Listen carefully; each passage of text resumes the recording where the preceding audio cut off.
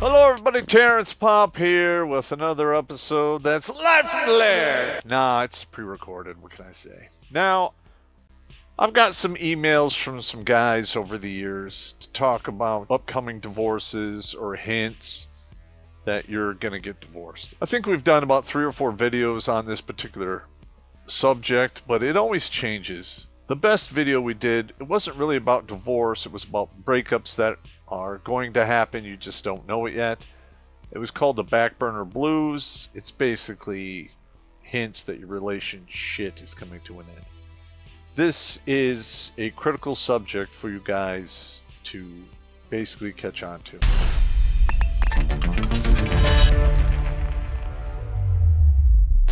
Do you like stories about serial killers? What about psychics?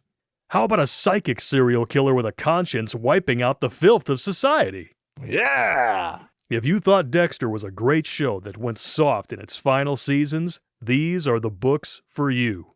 Introducing the Jericho Files, written by an old infantry grunt who has seen evil firsthand, and digested it into grade A gore porn with 5-star reviews all around. Click on the link tree in the Meat Gazer box and buy your copies today on Amazon, you filthy, dirty riggers. Right, so this is 15 sneaky signs a marriage may end in divorce. Number 1 here, the bride head pre-wedding jitters. Okay, I really don't know how valid this one is. The wife has, or the soon-to-be wife has divorce jitters. It's more than, divorce is more than likely. It doubles, according to Journal of Family Psychology. That's the good news is a groom with no doubts is almost no impact on the future of the marriage. The couple got married young or after the age of 32. Typically, they have the marriage rate starting at the age of 15 to 20, which has the highest chances of, divorce happening. I have no idea why they have 15, 16, 17-year-olds in there. You really shouldn't be talking about getting married to a minimum of at least 19 or 20. Chances of divorce go up after she's over the age of 32, which in current year is very close to the age of a woman getting married for the first time. So if these ladies get married at 32, they're literally on the doorstep of infertility. And most people like to be married at least 2 years before they start to having kids. So if she gets married at 32, then you start at 34. Let's just be honest, the fertility rates, after the age of 32 drop radically to the point roughly around 43 to 45. You have, as a woman, a 1 to 3% chance of actually carrying a baby to term. Let's pretend that's not true. Yeah. I often see couples in their 40s in counseling who got married too young. There's a reason why there's a saying out there, it's a starter husband. A lot of these women will get married on the younger side just so they can take half of the husband's shit, so they are going to move on to a bigger and better husband, which isn't really happening in current year because guys like me are teaching men out there the tricks of the trade and the red pill of baloney. Yeah. A family has 2 daughters. All right, I have 2 daughters, and I got divorced. It is what it is. Now, I would like to think that I was fully vested in my daughters' lives, but let's just be honest. I lost them in the divorce, and I became basically a vacation visiting father, and the rest is history. This one talks about sons usually will keep the father more anchored to home life. In my instance, that probably would not have been true. I was in it to win it, and it was all about my kids. But sadly, it ups your chances to roughly 43%, almost 50% chance of divorce. And just having 1 daughter makes you 5% more likely to split. And this is according to the Columbia University economic Kristen Mammon. Divorce runs in the family. This is part of reconning the mother. If you're talking to a woman and she's a hottie and you're thinking about maybe popping the question, you might want to ask some questions here, like, do you come from a family of divorce? How many times has your mother or father been married? If you get anything more than they're still married, my advice to you, move it over into temporary or entertainment purposes only, mainly because it increases the chance of divorce by 91%. Curse your sudden but inevitable betrayal. a challenging child challenges a marriage. All right, so if you have a kid that is Down syndrome or ADHD or any of the other, spectrum or crazy issues, your chances of getting divorced nearly 23% more. Next, debt. Money is always a big contributor to breakups and divorce. Typically, if you have a lot of debt hanging over your head, you're looking at an increase, 45% more likely. But debt is a 50% killer. Right? Again, that's part of recon your soon-to-be wife or fiance. Pull a credit report, check her debt, and find out what the deal is. Because if she shows up with a lot of student loans and consumer debt, you name it, she's not the girl for you. You're fired. She should be more responsible with her money than that. And her showing up with that much debt is a red flag for selfishness and irresponsibility. I'm just saying, it's my opinion. If you get mad, so what, comma, I don't care. I'm just here to tell you the truth. Let's see, the groom frowned in his childhood snapshots. Maybe it has something to do with them being depressed or in a negative mindset for their whole life, meaning they go into a marriage, they're already looking at it with a negative set of eyes. One thing leads to another. Wham bam, thank you ma'am. And you are standing in divorce court, gonna get screwed over. Okay, when only one person in the relationship smokes, there's a 75% to a 91% more likely chance of a split. Even to this day, I cannot stand to be around women who smoke on the regular. I can tolerate it if it's only when they drink and they only drink occasionally, like 2 to 4 times a year. Got it. Those things go together. It's not a big deal. But if you're with a woman that smokes on the regular and you don't, it's not a good deal. And I don't care how hot she is. I don't care what kind of cheetah flips she'll do on your pogo stick, the one-eyed Wonder Worm, or the one-eyed yogurt slinger. It's just not worth it, okay? It's a disgusting habit. And for most of you out there, it should be an automatic red flag. All right, the family's first child was born less than 8 months after the wedding. This is another thing that needs to be addressed. The whole shotgun wedding thing needs to go by the wayside. If you get a woman pregnant and people say you should do the right thing and marry her, if you don't have genuine feelings for this woman, you're literally signing yourself up for a miserable, long, protracted life. I can't tell you how many guys I know that are now divorced who did the right thing and literally got their clock fucking cleaned. They had their own businesses. They were married. They knocked up some chicks, got married. One guy got divorced 5.5 years. The other guy was a little over 8.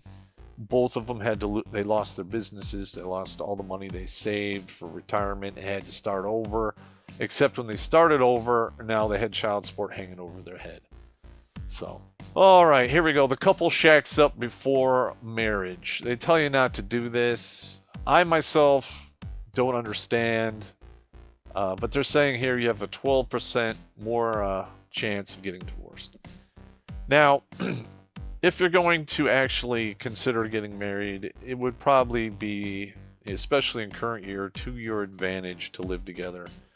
So you can find out, if she is actually worthy of, the obligation for the rest of your life. I've seen lots of women who cook and clean, kiss ass, do all the good stuff. Then they get married, and within a year, the sex dries up, and they sit there and tell their new husband, I'm not your slave, do it yourself. Don't fall for that horse shit. All right, number 11. One partner is a nurse. There you go. This happened to me. My ex-wife was also a nurse. Yes, certain occupations have higher divorce rates, and not just police and military personnel. I was a military person married to a nurse. There you go. Dancers and choreographers have a 43% chance of divorce, according to 2009 study, Journal of Police and Criminal Psychology. All right. Bartenders split from spouses 38% of the time, while nursing, psychiatric, home health aides face an almost 29% divorce rate. What is this telling you here? Nurses are surrounded by nurse practitioners, nurse anesthetists, doctors. They're always shopping for the next big thing. Just is what it is. And if one of these doctors shows any interest, he's the next big thing. You're on your way out. Bartenders are always getting hit on, and literally it's a lottery of cocks coming through the bar door trying to hit on her, especially if she is attractive. It's literally a matter of time before you get the knife in the back from her in family court and divorce court. Don't do it, okay? 12. You live in Nevada or Maine. All right, Nevada is a given. I have no idea why Maine is on this list, but typically people in Nevada do not stay married long, and a lot of them get married multiple times. That is just my observation. Nevada residents, just think Las Vegas for their 15% divorce rate, increase in divorce. Maine is second with a 14.2. Let's just say they're both 15% for shits and giggles. Oklahoma is 14%. New York, in contrast, has only 8.8, or let's just round it up to 9%. It is. I have no idea why Maine is on this list at all, and I have no idea why New York is the lowest. When I was stationed in New York, most of the women I came across were fat, ugly, and divorced, and probably had, I would say 40 to 50% of them had multiple baby daddies. 13. The wife makes more money than the husband. Again, this is human nature. Women are always looking for the next big thing. They whenever they look at you, they think, is this the best I can do? When you look at the stats, even if she makes as much money as you are on the super secret probation list. She is going to swap your ass out if she comes across a model that makes the same amount of money as you, but is more attractive. Okay, typically you need to out-earn your woman by 20 to 40% to keep this from happening. That's a lot of pressure, dudes. All right, now if the wife makes more than you, it increases your chance of divorce by roughly 60%. And I would actually say that the 60% actually applies if she makes equal amount of money to you or close to what you make. Meaning if you make, 78 and she makes 70, you're on the chopping block, all right? 14, she's older than the man. A woman who's 3 years older than their husband are 53% more likely to end their marriage. You should not be dating women older than you and then looking at it as a long-term or permanent thing. Women age off of a cliff. They age like banana pudding. Roughly, depending upon their genetics, you'll see these women really age off the charts starting at roughly 35. By 45, it's a wrap, and shortly thereafter, that, they're in full menopause. And within 5 years of that, so if they go into menopause at 45, by 50, they look like they're 65. Again, this is my opinion. It is what it is. Okay, 15. Someone thinks they're always right. If you have a wife who is always right, you are more than likely 93% chance of getting divorced. Now, let's just add this all together here. So, if you're with a woman who's always right, you have daughters, she makes close to you in income, dude, you are getting flushed. Now, this is just a quick video. Dudes, do not get married. Do not cohabitate with ladies. Do not have children with them. You are going to get screwed. In my particular case, my ex-wife turned my family against me, turned my kids against me, took my kids away from me, killed my fucking dog, and forced me to live on the street. Now, luckily, I was able to recover. I've told this story quite a few times. My marriage or my mirage and divorce was just a horrible country song. That's all I have for you today, gentlemen. Don't get married. Don't do it.